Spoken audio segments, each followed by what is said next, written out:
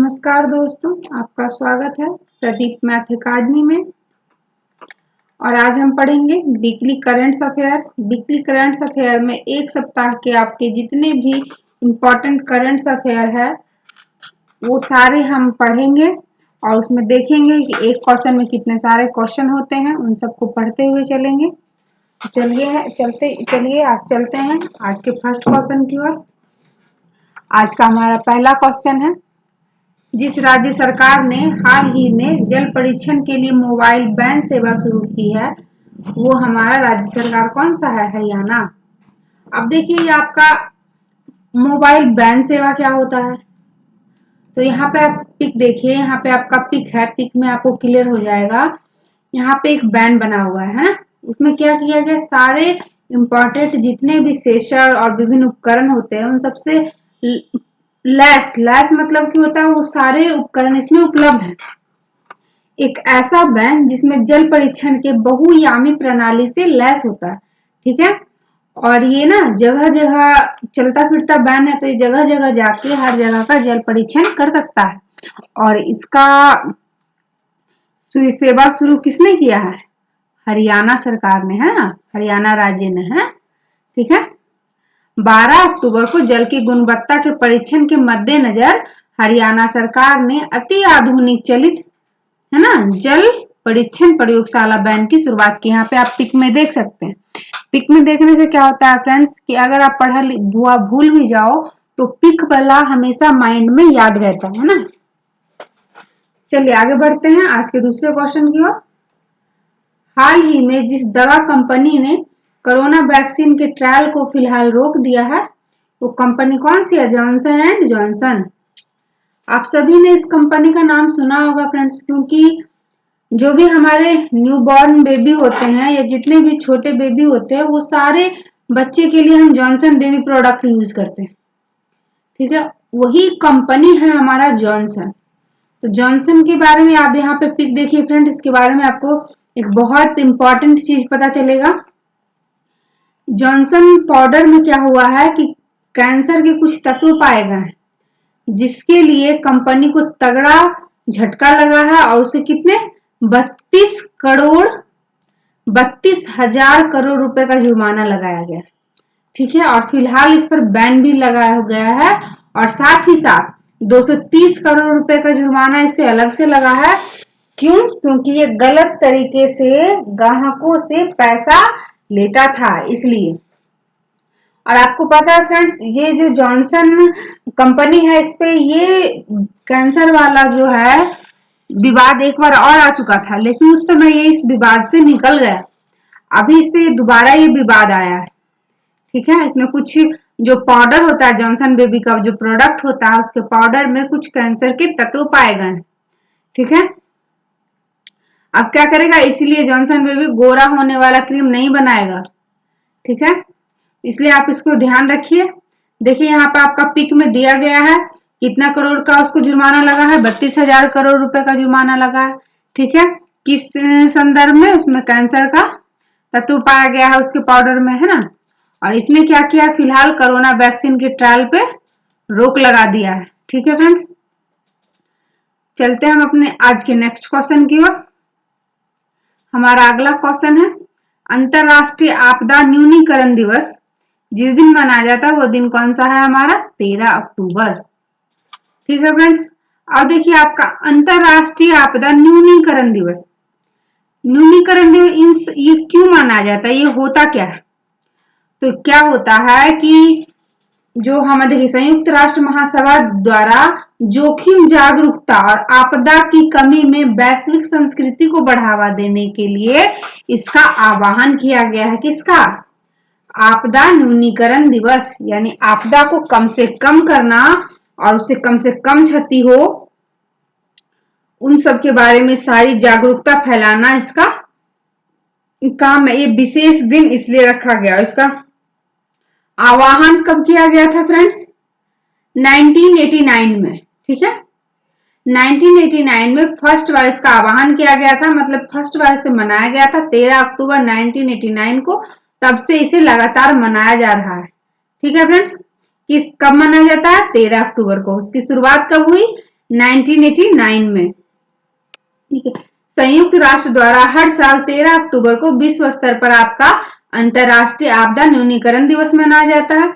यह दिन जोखिम जागरूकता और आपदा में कमी की वैश्विक संस्कृति को बढ़ावा देने के लिए मनाया जाता है। ठीक है, क्या किया जाता है, दुनिया भर के जितने भी लोग हैं, समुदाय हैं, उन सबकी जो आपदा होती है, जो जोखिम उन सबको उठाना पड़ता है प्राकृतिक आपदा या किसी भी तरह से, उन सबको कम करने के लिए और उसका पहचान करने के लिए, जागरूकता फैलाने के लिए ये काम करता है। ठीक है, कब मनाया जाता है ये? 13 अक्टूबर को। क्या? अंतर्राष्ट्रीय आपदा न्यूनीकरण दिवस। और इसका शुरुआत कब हुआ था आपका? 1989 को। ठीक है फ्रेंड्स, इस तरह से हम देखते हैं कि हर क्वेश्चन में 2-3 क्वेश्चन होता है। ठीक है, तो उस तरह से हम सबको पढ़ते चलेंगे और याद रखते चलेंगे। चलिए बढ़ते हैं अपने नेक्स्ट क्वेश्चन की ओर। हमारा अगला प्रश्न है, हाल ही में जिस देश सरकार ने दुष्कर्म के मामले में मृत्युदंड की सजा देने का फैसला किया। देखिए, दुष्कर्म के मामले में हमारे भारत में क्या सजा है? 7 साल की जेल है ना। लेकिन कोई ऐसा कौन सा देश है जिसने क्या किया? सीधे मृत्युदंड देने का फैसला किया। दुष्कर्म करने वाले को मृत्युदंड देने का फैसला। वो क्या देश है? हमारा बांग्लादेश। ठीक है, और इस फैसले का स्वागत करना चाहिए फ्रेंड्स, और ये फैसला हर देश में लागू होना चाहिए। ठीक है, तो ये क्या किया गया है? अच्छा, दुष्कर्म के मामले में बांग्लादेश अपना जो क्या किया है, नया कानून बनाया है, उसके अंतर्गत वो सारे दुष्कर्म करने वाले आरोपियों को मृत्यु दंड की सजा देगा। देखिए, बांग्लादेश पहले किसका पार्ट था फ्रेंड? बांग्लादेश भारत का एक पार्ट था। जब भारत और पाकिस्तान 1947 में अलग हुआ तो बांग्लादेश क्या हुआ? वो पूर्वी पाकिस्तान के नाम से जाना जाता था। वो उस समय पाकिस्तान में चला गया भारत से अलग होकर के, और वो पूर्वी पाकिस्तान के नाम से घोषित हुआ। लेकिन उसके बाद क्या हुआ? यहाँ के जो निवासी थे उनके बीच विवाद हो गया, और क्या हुआ? 1900 बांग्लादेश की स्थापना आप सबको पता है फ्रेंड्स कब हुई है? 1971 में। ठीक है, उससे पहले क्या था? ये पाकिस्तान का एक पार्ट था, पाकिस्तान का पूर्वी पार्ट था। ठीक है, और 1971 में क्या हुआ है? पाकिस्तान से विभाजन होकर के बांग्लादेश अपना एक अलग देश बनाया। ठीक है, तो पहले पाकिस्तान इंडिया का भाग था और बांग्लादेश पाकिस्तान का भाग था, यानी कि सब टोटल भारत ही था।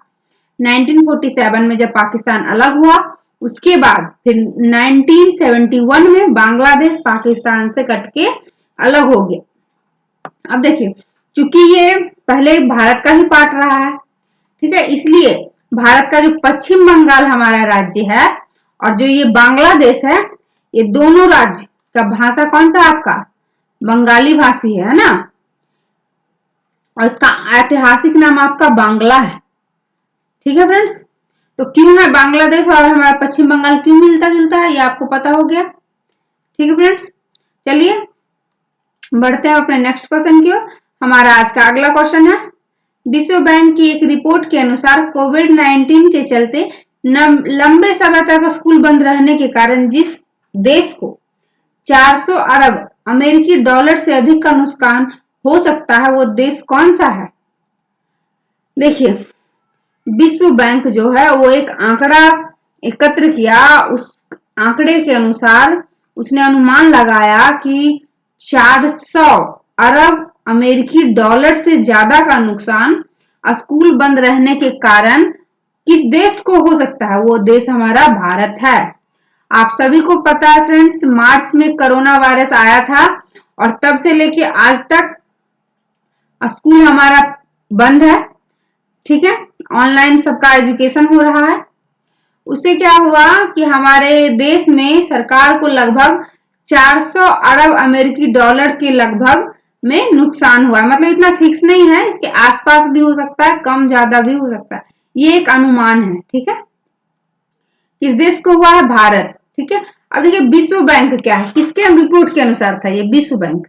तो विश्व बैंक हमारा क्या है? विश्व बैंक एक ऐसी संस्था है जो उसके जितने भी सदस्य देश हैं उन सब को क्या करता है, वो पुनः निर्माण और विकास के कार्यों में आर्थिक सहायता प्रदान करता है। ठीक है। और विश्व बैंक क्या है? विश्व बैंक समूह 5 अंतरराष्ट्रीय संगठनों का एक ऐसा समूह है जो सदस्य देशों को वित्त और वित्तीय सलाह देता है। ठीक है। ये फाइनेंशियल मदद करता है और साथ साथ क्या करता है, सलाह भी देता है ना, वित्तीय सलाह देता है। अब देखिए विश्व बैंक का आपका मुख्यालय कहाँ है? ये क्वेश्चन आपका बराबर पूछा जाता है एग्जाम में, ये इंपॉर्टेंट क्वेश्चन है तो इसे ध्यान रखिएगा। आपका विश्व बैंक का मुख्यालय है वाशिंगटन डीसी में। ठीक है फ्रेंड्स, बढ़ते हैं अपने आज के नेक्स्ट क्वेश्चन की ओर। हमारा नेक्स्ट क्वेश्चन है, लेसेंट रिपोर्ट के अनुसार वह देश जो साल 2050 तक जापान को पीछे छोड़कर तीसरी सबसे बड़ी अर्थव्यवस्था वाला बन जाएगा। मतलब कि एक रिपोर्ट के अनुसार, किसकी रिपोर्ट? लेसेट्स रिपोर्ट के अनुसार एक अनुमान है, उसके अनुसार क्या है, 2050 तक जापान की जो अर्थव्यवस्था है उसको भी पीछे छोड़ करके दुनिया में तीसरे नंबर पर सबसे बड़ी अर्थव्यवस्था वाला जो देश बन जाएगा, वो देश कौन सा है? वो देश हमारा अपना भारत है। ठीक है। एक रिपोर्ट के अनुसार ऐसा अनुमान लगाया गया है कि 2050 तक हमारे भारत की अर्थव्यवस्था इतनी विकसित हो जाएगी कि उसका स्थान दुनिया में तीसरे नंबर पर हो जाएगा और वो क्या करेगा, जापान को भी पीछे छोड़ देगा। ठीक है फ्रेंड्स, अब देखिए हमारा भारत आया है यहाँ पर, तो भारत के बारे में जानना है। हमारे भारत के अभी प्राइम मिनिस्टर कौन है? ये तो आप लोग लगभग हर कोई जानते होंगे, नरेंद्र मोदी जी हैं हमारे प्राइम मिनिस्टर। साथ ही साथ हमारे भारत का कैपिटल नई दिल्ली है और हमारे प्रेसिडेंट कौन है? रामनाथ कोविंद। ठीक है फ्रेंड्स, अब देखिए हमारा ग्रॉस डोमेस्टिक प्रोडक्ट जो है वो कितना है? 2.72 लाख करोड़। ठीक है, यूएसडी। अब देखिए ये किसके रिपोर्ट के अनुसार है? वर्ल्ड बैंक के रिपोर्ट के अनुसार। और हमारे भारत की जनसंख्या कितनी है? पॉपुलेशन 135.26 करोड़। और ये भी क्या है? 2018 के वर्ल्ड बैंक के रिपोर्ट के अनुसार। ठीक है फ्रेंड्स, चलिए आगे बढ़ते हैं आज के नेक्स्ट क्वेश्चन की ओर। हाल ही में जिस राज्य सरकार ने अपनी नई इलेक्ट्रॉनिक व्हीकल पॉलिसी के तहत बैटरी से चलने वाले वाहनों को रेड टैक्स से फ्री कर दिया है, वो हमारा राज्य है दिल्ली। दिल्ली सरकार ने क्या किया फ्रेंड्स? इलेक्ट्रॉनिक जितने भी वाहन हैं उन सब का क्या किया? एक तो पहले रजिस्ट्रेशन फ्री कर दिया है ना, उसका रजिस्ट्रेशन शुल्क बिल्कुल भी नहीं लगेगा और साथ ही साथ उनका रोड टैक्स भी फ्री कर दिया गया। इससे क्या हो सके, गरीब से गरीब लोगों को ज्यादा से ज्यादा रोजगार मिल सके। मतलब जो रिक्शा चलाएंगे उन्हें ज्यादा ना तो टैक्स देना पड़ेगा ना तो रजिस्ट्रेशन करवाना पड़ेगा, तो वो क्या करेंगे, इस काम को ज्यादा से ज्यादा करेंगे। ये एक बहुत ही अच्छी पहल है। किस राज्य सरकार की है? हमारे दिल्ली सरकार की। ठीक है फ्रेंड्स, तो आप सबको पता होगा दिल्ली के सीएम कौन है? अरविंद केजरीवाल। ठीक है फ्रेंड्स, चलिए आगे बढ़ते हैं अपने नेक्स्ट क्वेश्चन की ओर। प्रधानमंत्री नरेंद्र मोदी ने वर्चुअल समारोह में राजमाता विजया राजे सिंधिया की जयंती पर उनके सम्मान में जितने रुपए का स्मारक सिक्का जारी किया है वो रुपए कितना है? 100 रुपए। अब देखिए प्रधानमंत्री जी ने क्या किया था, वर्चुअल समारोह के में क्या किया था, राजमाता कहाँ की है? ये जो विजया राजे सिंधिया जो है हमारे ग्वालियर की राजमाता है। ठीक है, इनके सम्मान में नरेंद्र मोदी जी ने क्या किया था, 100 रुपए के स्मारक सिक्के जारी करवाए हैं। ठीक है, कहाँ की राजमाता? ग्वालियर की राजमाता। कौन है? विजया राजे सिंधिया। ये कौन है? ये हमारे महाराजा जीवाजीराव सिंधिया की पत्नी है। ठीक है, ये किस समय थे? ब्रिटिश राज्य के समय, है ना। आखिरी सत्ताधारी जो थे महाराजा जीवाजीराव सिंधिया, इनकी पत्नी है। कौन? विजया राजे सिंधिया।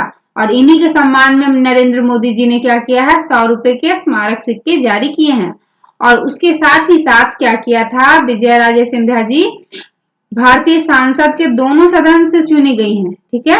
और साथ ही साथ एक कई दशकों तक जनसंघ और भारतीय जनता पार्टी की सक्रिय सदस्य भी रही हैं, ठीक है।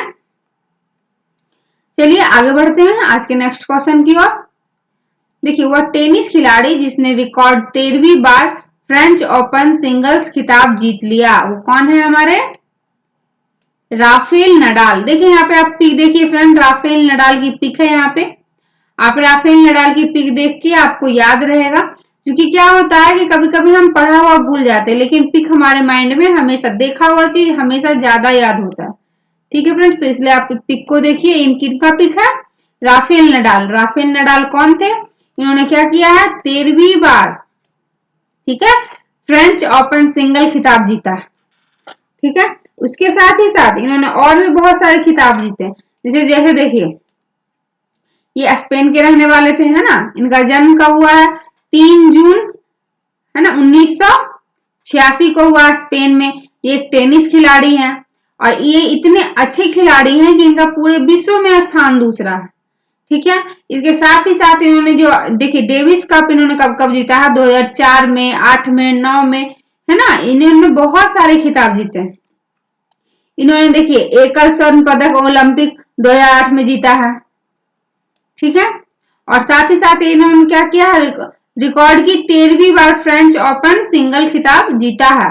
कौन? Rafael Nadal. कहाँ के थे ये? कहाँ के थे? स्पेन के, ठीक है फ्रेंड्स।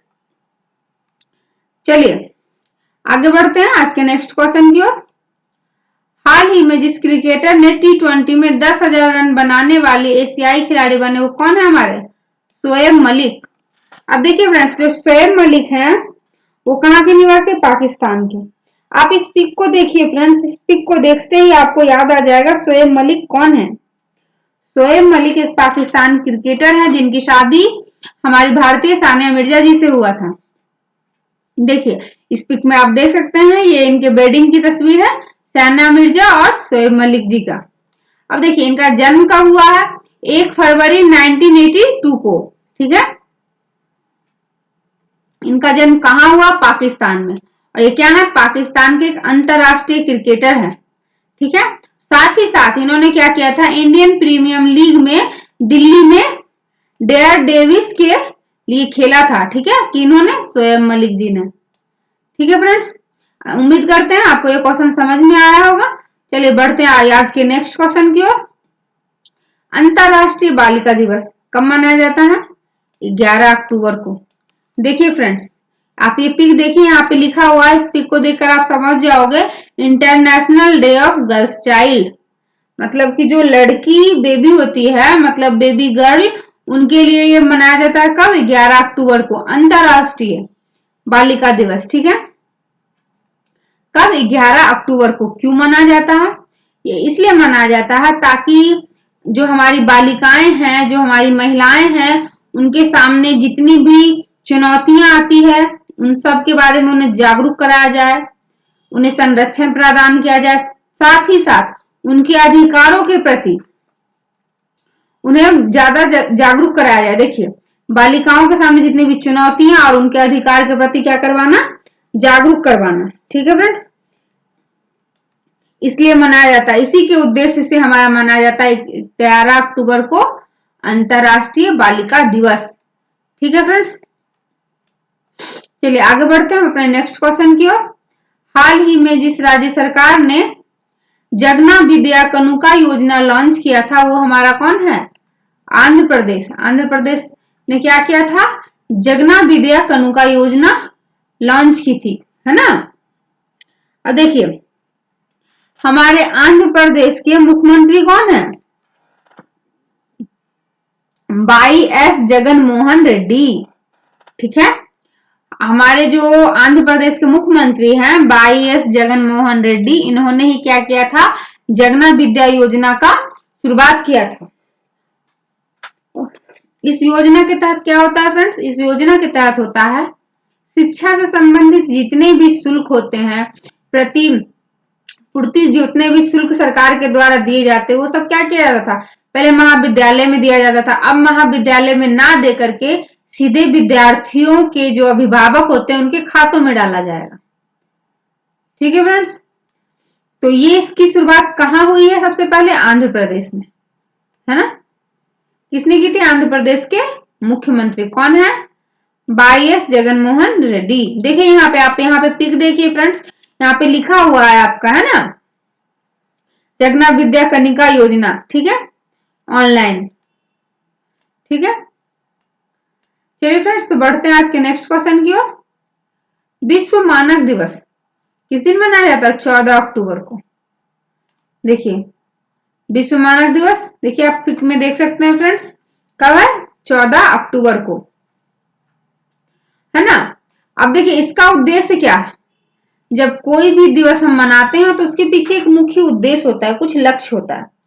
तो वह हमारा 14 अक्टूबर को विश्व मानक दिवस मनाने का उद्देश्य क्या है? उसका उद्देश्य है कि जितने भी उपभोक्ताएं हैं, नियामक हैं, है ना, उद्योगकर्ता हैं, उन सबको क्या किया जाए? वैश्विक अर्थव्यवस्था के मानकीकरण के बारे में जागरूकता फैलाई जाए, उन सबको बताया जाए। ठीक है, इसीलिए मनाया जाता है हमारा विश्व मानक दिवस। कब मनाया जाता है फ्रेंड्स? 14 अक्टूबर को। ठीक है, चलिए बढ़ते हैं हमारे नेक्स्ट क्वेश्चन की ओर। आज का हमारा नेक्स्ट क्वेश्चन है, वह राज्य जो अपने सभी पब्लिक स्कूलों में हाईटेक क्लासरूम बनाने वाला पहला राज्य बना, कौन है फ्रेंड्स? केरल। आप सभी को मैंने पढ़ाया था फ्रेंड्स, हमारी जनसंख्या में और शिक्षा में आपने पढ़ा था कि केरल क्या है? केरल हमारे देश का शिक्षा के माध्यम में प्रथम स्थान पाने वाला पहला राज्य है। मतलब हमारे शिक्षा के संबंध में सबसे आगे रहने वाला राज्य हमारा केरल है। ठीक है, यहाँ के 97% लोग शिक्षित हैं केरल राज्य के। ठीक है, तो चूंकि यहाँ पे शिक्षा बहुत ही ज्यादा है, इसीलिए आपको शिक्षा से संबंधित है ये हाईटेक क्लासरूम बनाया गया। वो कौन सा राज्य? हमारा केरल। शिक्षा से संबंधित हर काम को पहले कौन करता है? केरल, क्योंकि यहाँ पे अधिकतर लोग साक्षर है। ठीक है, अब देखिए केरल के, देखिए यहाँ पे आप पिक देख सकते हैं फ्रेंड्स, पिक में आप एकदम क्लियर देख सकते हैं कि यहाँ पे आपका ब्लैक बोर्ड है, ब्लैक बोर्ड के जस्ट बगल में आपका इलेक्ट्रॉनिक बोर्ड है। इलेक्ट्रॉनिक बोर्ड है, उसमें क्या है, जब भी कोई टीचर ब्लैक बोर्ड पे कुछ भी पढ़ाएंगे तो उसका जस्ट प्रैक्टिकल आपका इलेक्ट्रॉनिक बोर्ड पर आप ऑनलाइन के माध्यम से देख सकते हैं। इससे क्या होता है फ्रेंड्स, इससे जो भी होता है कि आप जो पढ़ा हुआ अगर भूल भी जाओ तो देखा हुआ जल्दी भूलते नहीं है। इससे विद्यार्थियों की स्मरण क्षमता बढ़ेगी। ठीक है, और बहुत सारे फायदे होंगे, उन सबको बहुत ही अच्छे समझ में आएगा। ठीक है, आप पिक में देखिए, आपको बहुत ही अच्छे समझ में आ जाएगा। ठीक है, इस तरह से हाईटेक क्लासरूम बनाने वाला हमारे भारत का पहला राज्य कौन है? केरल। ठीक है, अब देखिए केरल के हमारे मुख्यमंत्री कौन है? पिनाराई विजयन। ठीक है, और देखिए पिनाराई जो विजयन है, इन्होंने ही क्या किया, सार्वजनिक शिक्षा क्षेत्र को पूरी तरह से डिजिटल बनाने की घोषणा की। ठीक है, पूरी तरह से डिजिटल, आधुनिक चीजों से एकदम लैस, है ना, ऑनलाइन, और उसमें साथ देखिए इलेक्ट्रॉनिक बोर्ड तक का किसने किया? आप यहाँ के मुख्यमंत्री ने। और जिसके बाद क्या बन गया? केरल भारत का पहला ऐसा राज्य बन गया जिसके सभी पब्लिक स्कूलों को, कक्षाओं को क्या किया गया? उन्नत तकनीकी से लैस कर दिया गया। ठीक है, केरल के हमारे मुख्यमंत्री कौन है? पिनाराई विजयन। ठीक है फ्रेंड्स, और यहाँ के राज्यपाल हैं आसिफ मोहम्मद खान। ठीक है, क्वेश्चन में जब भी आएगा आपका राज्यपाल, आप लिखोगे आसिफ मोहम्मद खान, और मुख्यमंत्री आपका पिनाराई विजयन, और साथ ही साथ हमारा जो केरल राज्य है वो हाईटेक क्लासरूम बनाने वाला देश का पहला राज्य है। ठीक है, शिक्षा के संबंध में भी ये सबसे देश में सबसे अग्रणी है। ठीक है फ्रेंड्स, चलिए बढ़ते हैं आज के नेक्स्ट क्वेश्चन की ओर। विश्व छात्र दिवस किस दिन मनाया जाता है? 15 अक्टूबर को।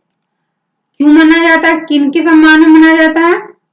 हमारे डॉक्टर APJ अब्दुल कलाम आजाद के जन्मदिन के जो था 15 अक्टूबर को, उसी दिन उन्हीं के सम्मान में विश्व छात्र दिवस के तौर पर मनाया जाता है। ठीक है, ना सिर्फ इंडिया में, पूरे विश्व में, है ना, विश्व छात्र दिवस के तौर के रूप में मनाया जाता है। ठीक है, 15 अक्टूबर को पूरे विश्व में क्या होता है? World students day. देखिए यहाँ पे एपीजे अब्दुल कलाम आजाद जी हैं और साथ ही स्टूडेंट्स हैं। ठीक है, ये कब मनाया जाता है? 15 अक्टूबर को। ठीक है फ्रेंड्स, चलिए बढ़ते हैं हमारे नेक्स्ट क्वेश्चन की ओर। हाल ही में जिस राज्य सरकार ने सरकारी नौकरियों में 33% महिलाओं को आरक्षण की पूर्णतः मंजूरी दे दी, वो कौन सा आपका? पंजाब। आप यहाँ पे देखिए फ्रेंड्स, यहाँ पे महिलाएं हैं और इनके हाथ में क्या एक झंडा है, इसमें 33% नाउ लिखा गया। मतलब क्या, अभी करंट में लेडीज को 33% का आरक्षण मिल चुका है। किस क्षेत्र में? सरकारी नौकरियों के क्षेत्र में। कौन से राज्य में? पंजाब राज्य में। ठीक है, अब पंजाब राज्य में जितने भी राज्य स्तर पर सरकारी वैकेंसी निकलेगी उसमें 33% महिलाओं के लिए आरक्षित सीट रिजर्व होंगे। ठीक है फ्रेंड्स, अब देखिए आपकी पंजाब की राजधानी कहाँ है? चंडीगढ़। यहाँ का सबसे बड़ा नगर कौन सा है? लुधियाना। पंजाब का क्षेत्रफल कितना है? 50,362 किलोमीटर। पंजाब में टोटल कितने जिले हैं? 22। और यहाँ की राज्य भाषा क्या है? पंजाबी। ठीक है फ्रेंड्स, चलिए बढ़ते हैं अपने नेक्स्ट क्वेश्चन की ओर। वह देश जिसने कोविड-19 को दूसरी वैक्सीन को भी शुरुआती ट्रायल की स्वीकृति दे दी है, वो कौन सा है? रूस। आप सबको पता है फ्रेंड्स, रूस क्या हुआ था? दुनिया का फर्स्ट कोविड-19 वैक्सीन बनाने वाला देश बना था, परंतु उसका वैक्सीन सक्सेस नहीं हुआ क्योंकि उसने सारे जो टेस्ट थे उसे नहीं किया था। ठीक है, इसलिए उसका क्या हुआ? टेस्ट का जो वो उसने कोविड-19 का जो वैक्सीन बनाया वो पूरी तरह से सफल नहीं हुआ। इसके बाद क्या किया रूस ने? दोबारा, है ना, दोबारा शुरुआती ट्रायल की स्वीकृति अपने देश को दे दी है। कौन सा देश? रूस। ठीक है फ्रेंड्स, अब देखिए रूस की राजधानी आपकी कहाँ है? मॉस्को। सबसे बड़ा शहर मॉस्को। रूस की भाषाएं कौन सी है? रूसी। है ना, रूस में कैसी भाषाएं बोली जाती है? रूसी। यहाँ का सरकार कैसा है? अर्ध राष्ट्रपति महासंघ की सरकार बनती है यहाँ पे। ठीक है, अब देखिए यहाँ के राष्ट्रपति कौन है? व्लादिमीर पुतिन, है ना, यहाँ के राष्ट्रपति व्लादिमीर पुतिन। और यहाँ के प्रधानमंत्री कौन है? दिमित्री मेदवेदेव, है ना, दिमित्री मेदवेदेव। ठीक है, कौन है? रूस के प्रधानमंत्री। ठीक है फ्रेंड्स, तो रूस ने क्या किया है? कोरोना वैक्सीन का जो है दोबारा शुरुआती ट्रायल की स्वीकृति दोबारा अपने देश को दे दी है। ठीक है फ्रेंड्स, आगे बढ़ते हैं नेक्स्ट क्वेश्चन की ओर। जम्मू कश्मीर प्रशासन ने हाल ही में इसे 14 महीनों के नजरबंद के बाद रिहा किया है, वो कौन है? महबूबा मुफ्ती। महबूबा मुफ्ती कौन थी? महबूबा मुफ्ती क्या थी? जम्मू एंड कश्मीर की मुख्यमंत्री थी।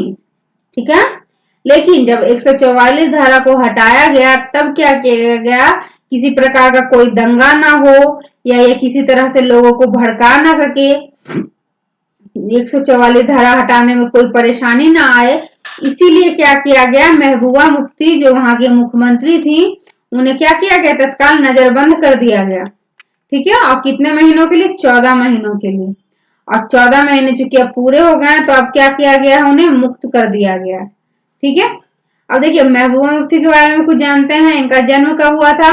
22 मई को, है ना, 1959 में, 22 मई 1959 को ब्रिज बिहार में इनका जन्म हुआ था। ठीक है, ये एक भारतीय राजनीतिज्ञ तथा जम्मू और कश्मीर के 13वीं और एकमात्र महिला के रूप में राज्य की प्रथम मुख्यमंत्री थी। मतलब क्या हुआ इसका? मतलब जम्मू एंड कश्मीर में अब तक स्वतंत्रता के बाद 13 बार मुख्यमंत्री रहे हैं, तो ये कौन सी मुख्यमंत्री थे? 13वीं थी। लेकिन इनके पहले जितने भी मुख्यमंत्री थे वो सारे पुरुष थे, तो ये महिला के रूप में पहली मुख्यमंत्री रही।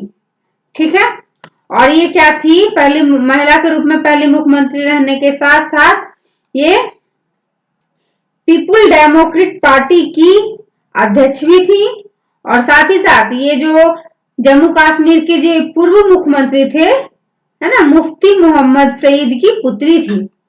ठीक है, इन्हें क्या किया गया था? 14 महीनों के लिए नजरबंद कर लिया गया था। ठीक है, आगे बढ़ते हैं अपने नेक्स्ट क्वेश्चन की ओर। केंद्र सरकार ने किसान रेल के माध्यम से अधिसूचित फलों एवं सब्जियों की ढुलाई पर जितने प्रतिशत सब्सिडी देने का आदेश दिया है वो कितना है 50%। केंद्र सरकार ने क्या किया है फैसला, जो किसान, देखिए आप यहाँ पे पिक देखिए फ्रेंड्स, पिक में आपको साफ साफ पता चल जाएगा। इस तरह से एक ट्रेन होता है, मतलब कि जो लॉन्च किया गया है केंद्र सरकार के द्वारा। ये किस लिए है, ये स्पेशली आपका जो हमारे किसान भाई जो भी फल अनाज सब्जियां उपजाते हैं उन सबको एक स्थान से दूसरे स्थान तक ले जाने के लिए है। और इसमें जितना भी भाड़ा लगता है, जितना भी उनका जो खर्च होता है, ढुलाई खर्च जिसे बोलते हैं, या आप लोग बोलचाल की भाषा में भाड़ा बोलते हैं उसे, उस पर कितने प्रतिशत सब्सिडी देने का छूट किया गया, 50%। केंद्र सरकार ने फैसला किया है उस पर किसानों को 50% सब्सिडी दी जाएगी, ठीक है। और इससे क्या होगा, किसान भाइयों की आय दुगनी होगी, ठीक है। देखिए किसान रेल के तहत एक स्पेशल पार्सल ट्रेन होगी, इसमें अनाज फल और सब्जियां ले जाने के लिए इस्तेमाल किया जा सकेगा, ठीक है। ये जो आप ट्रेन देख रहे हैं पिक में, इसमें क्या किया जाएगा, स्पेशल सब्जी अनाज और फल लिया जाएगा एक स्थान से दूसरे स्थान तक, ठीक है। और इसमें क्या किया गया, केंद्र सरकार ने 2022 तक किसानों की आय दुगनी करने का लक्ष्य रखा है। और इसमें क्या किया जाएगा, साथ ही साथ शीत भंडारण की भी व्यवस्था की जाएगी, ठीक है फ्रेंड्स। और साथ ही साथ किसान की जो उपज है उसके परिवहन की भी अच्छी व्यवस्था की जाएगी। किस योजना के तहत, किसान रेल योजना के तहत। और उसमें क्या किया जाएगा, कितने प्रतिशत का आपका सब्सिडी दिया गया, 50% का। किसके द्वारा दिया गया, केंद्र सरकार के द्वारा, ठीक है फ्रेंड्स। आगे बढ़ते हैं अपने नेक्स्ट क्वेश्चन की ओर। जिस राज्य ने देश में पहला हर घर जल बनाने का अनूठा गौरव हासिल किया, वो आपका कौन सा राज्य, गोवा। गोवा ने कौन सा गौरव हासिल किया है, हर घर में जल पहुंचाने की योजना। यहाँ पे आप देखिए फ्रेंड्स, ये लक्ष्य था कि इस तरह से नल हर घर में पहुंचाया जाए हर राज्य में, ठीक है। लेकिन जो इसका जो सबसे पहला गौरव जिसे हासिल हुआ है, मतलब वो राज्य जिसने ये चीज को सक्सेस कर लिया है, उस राज्य के हर घर में जल पहुंचाया जा चुका है, वो आपका राज्य है गोवा, ठीक है। देखिए फ्रेंड्स, आप पिक में देख सकते हैं, यहाँ पे लिखा हुआ है हर घर में जल की तैयारी, ठीक है। अब देखिए गोवा क्या किया है, ऐसा देश का पहला राज्य बना है जिसने हर घर में जल पहुंचाया है ना। जल शक्ति मंत्रालय द्वारा उपलब्ध कराए गए आंकड़े में, अब देखिए जब जो जल शक्ति हमारा मंत्रालय है उसने जो भी आंकड़ा एकत्रित किया है, उस आंकड़े के अनुसार गोवा देश का पहला राज्य है जिसके हर घर में जल है। अब देखिए गोवा में क्या है, 191 ग्राम पंचायत, ठीक है। और उस 191 ग्राम पंचायत में 2,30,000 ग्रामीण परिवार, इतना जो परिवार है इन सबको क्या किया गया है, गोवा में नल का कनेक्शन उनके घर में प्रदान किया गया है, ठीक है। कितने ग्राम पंचायत, 191। और उन 191 ग्राम पंचायत के अंतर्गत कितने गांव के परिवार रहते हैं, 2,30,000 ग्रामीण परिवार, ठीक है फ्रेंड्स। चलिए इसके साथ आगे बढ़ते हैं अपने नेक्स्ट क्वेश्चन की ओर। देखिए वह राज्य सरकार जिसने कैबिनेट में राजधानी में ट्री ट्रांसप्लांटेशन पॉलिसी को मंजूरी दे दी, मतलब ट्री को एक जगह से दूसरे जगह पर ले जाना, उसका है ना, उसका ट्रांसप्लांटेशन करना, वो कौन सा राज्य किया है, दिल्ली, ठीक है। पहले किया जाता था, क्या किया जाता था, जब भी कोई प्रोजेक्ट मिलता था बिल्डिंग बनाने का या किसी चीज के कंस्ट्रक्शन का, तो उसके बीच में जितने भी पेड़ पौधे आते थे उन सबको क्या किया जाता था, काट दिया जाता था।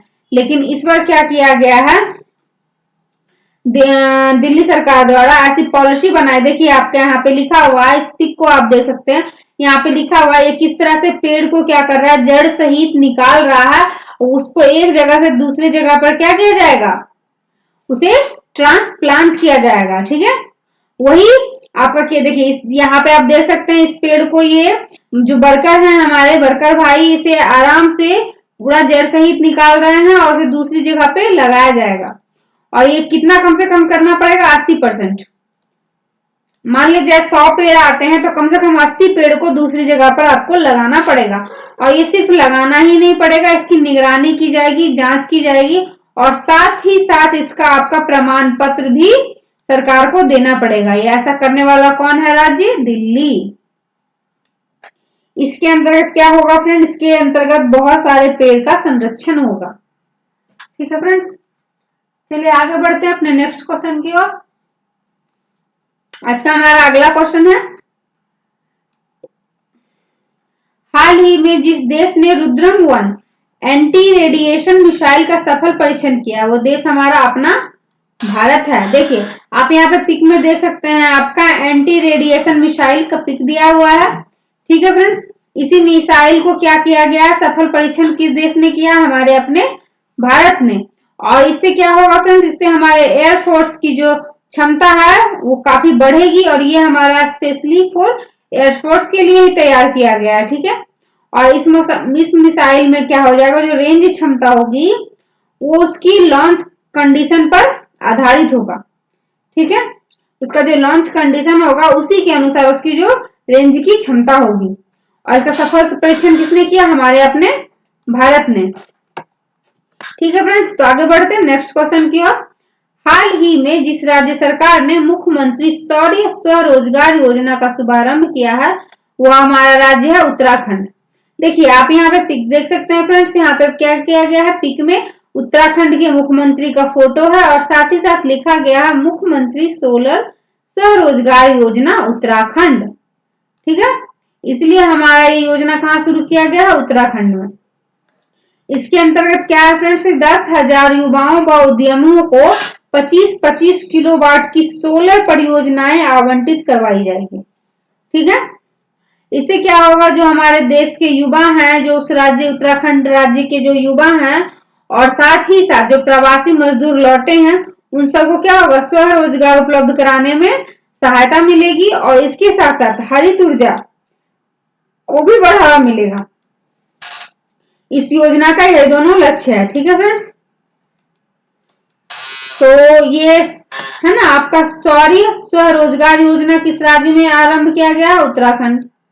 ठीक है फ्रेंड्स, आगे बढ़ते हैं अपने नेक्स्ट क्वेश्चन की ओर। शांति के लिए नोबेल पुरस्कार है ना 2020 जिसे प्रदान किया गया है वो आपका क्या है? World food programme.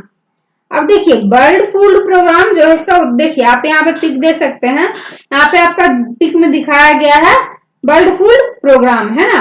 इसे क्या मिला? शांति के लिए नोबेल पुरस्कार। कब मिला है? 2020 में। ठीक है, इसका उद्देश्य क्या है? इसका उद्देश्य जो है जो विश्व में जितनी भी खाद्य से संबंधित समस्याएं हैं, भूखमरी है ना, और जितने भी हमारे जो पिछड़े देश हैं, जितने भी जरूरतमंद लोग हैं उन सबों को क्या करना? खाद्य सामग्री उपलब्ध करवाना। ठीक है, खास करके कब? जब गृह युद्ध और कोई भी प्राकृतिक आपदा आई हुई हो। तो हमारा 2020 में कोरोना वायरस आया हुआ था, ये हमारा वैश्विक महामारी था इसीलिए। ठीक है फ्रेंड्स, इसका क्या है उद्देश्य? हमारे इन सभी को खाद्य सामग्री उपलब्ध करवाना। ठीक है, इसी के लिए शांति पुरस्कार से नोबेल शांति पुरस्कार से सम्मानित किया गया है। ठीक है फ्रेंड्स, आगे बढ़ते हैं अपने नेक्स्ट क्वेश्चन की ओर। अब देखिए भारत और अमेरिका के बाद टिकटॉक बैन करने वाला तीसरा देश कौन है? और देखिए हमारे भारत और अमेरिका ने तो टिकटॉक, यहाँ पर देखिए फ्रेंड्स आप इस पिक को देखेंगे आपको याद आ जाएगा, ये टिकटॉक का ऐप का पिक है। आप सभी के मोबाइल में जब तक हमारे भारत में टिकटॉक बैन नहीं था लगभग सभी के मोबाइल में ये ऐप हुआ करता था। इसके बाद क्या किया गया? अमेरिका और भारत ने इसे बैन कर दिया गया। अमेरिका और भारत के बैन करने के बाद इसे किसने बैन किया? और पाकिस्तान ने। इसे क्या किया? पाकिस्तान ने भी बैन कर दिया है ना फ्रेंड्स। अमेरिका और भारत के बाद पाकिस्तान ने भी इसे बैन कर दिया। अब देखिए पाकिस्तान की आपकी राजधानी कहाँ है? इस्लामाबाद। इसमें सबसे बड़ा नगर कौन सा है? कराची। ठीक है, पाकिस्तान में भाषाएं कौन सी है? देखिए पाकिस्तान की तो जो राष्ट्रीय भाषा है वो आपका उर्दू है, लेकिन इसके साथ एक आधिकारिक भाषा भी है, वो कौन सी है? आपकी अंग्रेजी। ठीक है, और यहाँ पर 99% मुस्लिम निवास करते हैं। 1-2% जो आपके अदर धर्म के लोग हैं उन लोगों को भी मुस्लिम ही बनाया जा रहा है, तो इसलिए यहाँ पे निवासी जो क्या है? बस मुस्लिम है। ठीक है फ्रेंड्स, और यहाँ की सरकार कैसी है? अर्धराष्ट्रपतीय संघीय लोकतांत्रिक गणराज्य है यहाँ का। राष्ट्रपति कौन है फ्रेंड्स यहाँ के? आरिफ अलवी, पाकिस्तान के राष्ट्रपति आरिफ अलवी। और साथ साथ प्रधानमंत्री, इनका तो नाम आप सभी ने न्यूज में सुना होगा, इमरान खान, जो कि पहले क्या थे? क्रिकेटर थे, अभी क्या है? पाकिस्तान के प्रधानमंत्री। ठीक है फ्रेंड्स, तो भारत और अमेरिका के बाद पाकिस्तान ने भी क्या किया है? टिकटॉक पे बैन लगा दिया। तो चलिए बढ़ते हैं हम अपने नेक्स्ट क्वेश्चन की ओर। अब देखिए, जिस राज्य ने देश में हर घर जल बनाने वाला अनूठा गौरव प्राप्त किया है वो आपका कौन सा है? गोवा। और देखिए, आपका भारत का मानचित्र दिया हुआ है फ्रेंड्स, आप पिक में देख सकते हैं भारत का मानचित्र। यहाँ पे आप देखें, यहाँ पे एक रेड, यहाँ पे मार्क किया गया रेड बिंदु है, ये कौन सा है आपका? ये गोवा है ना, ये हमारा राज्य गोवा है। इसी को क्या किया गया? अनूठा गौरव प्राप्त हुआ। क्या चीज का? हर घर में जल पहुंचाने की योजना का ये पहला राज्य बना है। ठीक है, हमारे भारत के मानचित्र में आप यहाँ पे देख सकते हैं गोवा है। ठीक है, अब गोवा की राजधानी आपकी कहाँ है? पणजी। ठीक है, और सबसे बड़ा शहर कौन सा है इसका? Vasco the gamma. अब गोवा की जनसंख्या टोटल कितनी है? 14,58,545। ठीक है फ्रेंड्स, बढ़ते हैं अपने नेक्स्ट क्वेश्चन की ओर।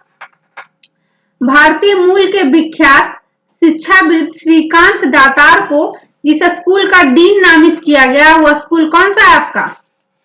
Harvard business school. आप पिक में देखिए, यहाँ पे फ्रेंड ये स्कूल का पिक दिया गया है, हार्वर्ड बिजनेस स्कूल का पिक है। और उसके साथ ही साथ ये हमारे जो भारतीय मूल के विख्यात शिक्षाविद हैं श्रीकांत दातार, उनका भी पिक दिया गया है।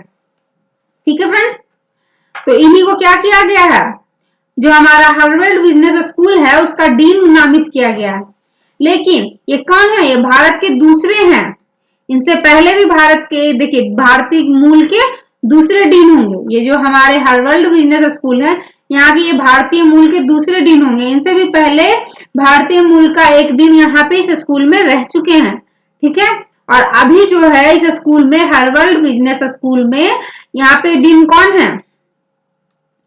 नितिन नोहरिया। इन्हीं के स्थान पर हमारे श्रीकांत जी इस कार्यभार संभालेंगे। ठीक है, तो भारतीय मूल के मशहूर शिक्षाविद श्रीकांत को हार्वर्ड बिजनेस स्कूल का डीन नामित किया गया है। ठीक है फ्रेंड्स, कौन से स्कूल का? Harvard business school.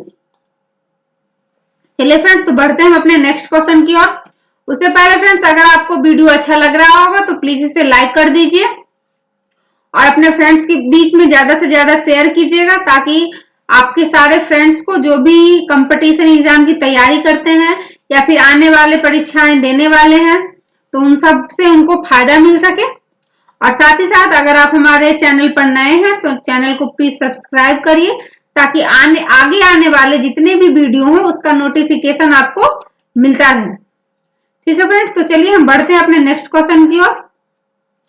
संयुक्त राष्ट्र की तरफ से जारी एक ताजा रिपोर्ट के अनुसार जलवायु आपदाओं से सबसे अधिक प्रभावित करने वाले देशों में भारत का स्थान कौन सा है? तीसरा। मतलब जितना भी जलवायु आपदा होती है उससे जिस तरह से जितने भी देश को क्षति होती है, उसमें सबसे ज्यादा क्षति होने वाले देशों में हमारे भारत का स्थान कितना है? तीसरा है। ठीक है फ्रेंड, संयुक्त राष्ट्र एक अंतरराष्ट्रीय संगठन है। इसका मुख्य उद्देश्य क्या है? इसका उद्देश्य है अंतरराष्ट्रीय कानून को सुविधाजनक बनाने में सहयोग करना तथा अंतरराष्ट्रीय सुरक्षा, आर्थिक विकास, सामाजिक प्रगति, मानवाधिकार, विश्व शांति, इन सब के लिए काम करना।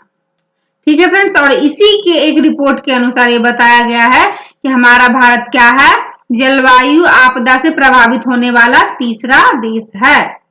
ठीक है फ्रेंड्स, आगे बढ़ते हैं अपने नेक्स्ट क्वेश्चन की ओर।